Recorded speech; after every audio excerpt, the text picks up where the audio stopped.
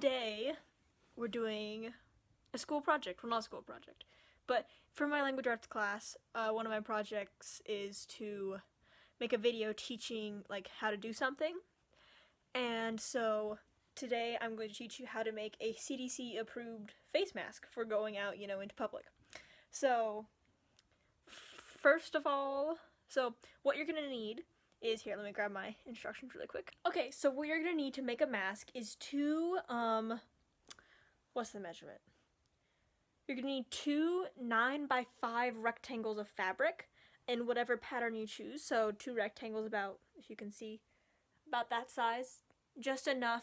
Let me set this here. So you want it enough so that it can go all the way across your face comfortably. And over your nose, because we aren't spreading germs. So across the face, and then a little bit more than you need below your face, because we're going to be doing some folding. So you need 2 of these that just go comfortably across your face. So yeah, so what I did for my measurements, what I said, 9x5. Yeah, 9x5. And then you're going to need that, and then elastic. So you'll measure that however much you, for around your head, or if you want, you could just use strips of fabric. That would work too. And a sewing machine. So you could do this with a hot glue gun if you wanted as well, or hand sew it, but I'm using a sewing machine because it makes it easier, and they'll be a little bit more flexible and better to use. So okay, so once you have your rectangles, make sure that they're lined up in the same shape, and then what you're going to want to do is, if I can do this with one hand, you're going to want to lay them, that's the wrong way, out like this. So with the printed sides on the outsides. Yeah. So you're going to do that. And then if it got unlined up like mine did, line up, get them back the right size again. And then we'll move on to the next step. Okay, so I'm here at the sewing machine. And now you're going to want to, on the top and bottom, fold it over about 1/4 of an inch and sew all the way across on top and bottom, whichever you decide to be your top and bottom. So you're going to do that first, and then you're going to come back after you sew the bottom, fold this over about 1/2 inch, because that's a lot more than 1/2 inch, but you get what I mean. That's where your elastic is going to go, so you want that to have enough room for that. So let's sew the bottom. Alright, so I've got this, now that you've got the top and the bottom sewn, as you can see, my sewing, don't judge my workmanship. I'm not the greatest at sewing or sewing machines, but it's okay, I'll have to cut that here in a second. But anyway, so now you're going to fold over your sides on the edges. I don't know if you can see that, but here, I'll set this here. So here, about that much, about 1/2 inch, however much you need to get your elastic in. So I kind of just eyeball all my measurements, so that's a little closer to 1 inch, I think, but I think that'll work. So 1/2 inch to however much you need to eyeball over on both sides, and make sure to sew or stitch or whatever only on the edge. So don't go anywhere in the middle or on the side here, because that's where you want your elastic to go, and if you do that, your elastic can't fit in. So yeah, I'll be back here in a second with the next step. Okay, so now that you're done sewing everything, you're pretty much done. Your last step is to do elastic through these, so I'll show you how to get the elastic through. And then when you're making this, just measure it around your head and just try and adjust it until it's to the tightness that you prefer.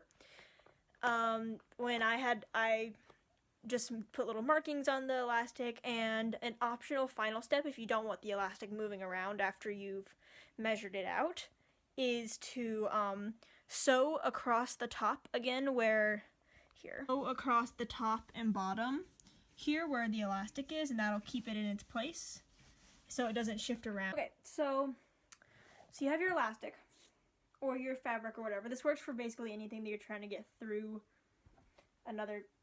a piece of a loop of fabric, like sweatshirt hoodies. If you do this with them, with the strings, you can get them all the way through too. But anyway, so you take a safety pin if you can see that.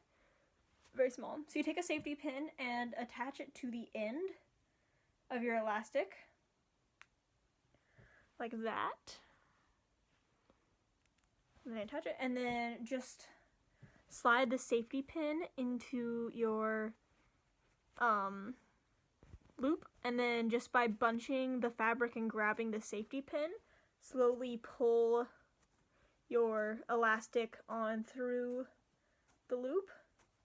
Here, give me a second. Show you the after. So there you go.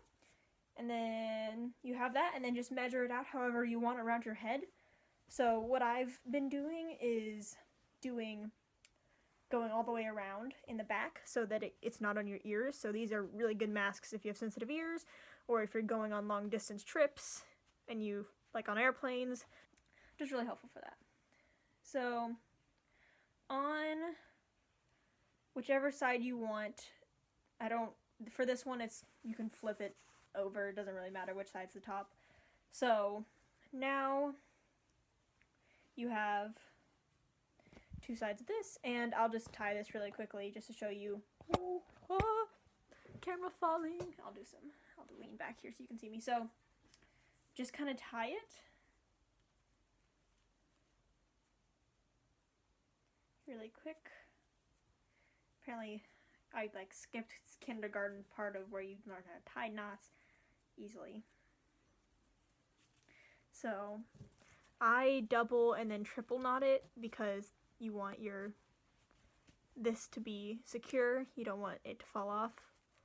So boom, and then here, so I'm gonna show you one that I made for myself for a plane ride a flight that I'm going on here in a few weeks. So it'll be easier for just life in general. So once you have your elastic, I kind of have little markers on this guy that, like, where I like my straps to be. So once you got it like this, pull over your head and then put your straps where you like them, like that. And then yeah, so it goes all the way around your head, and then there's a strap on the bottom and on the top, and it completely covers your nose and goes not far enough to be irritating. There's a little bit on the bottom extra, so if you need to pull it up or anything, there's that. And then it's nice and tight, so it keeps it on.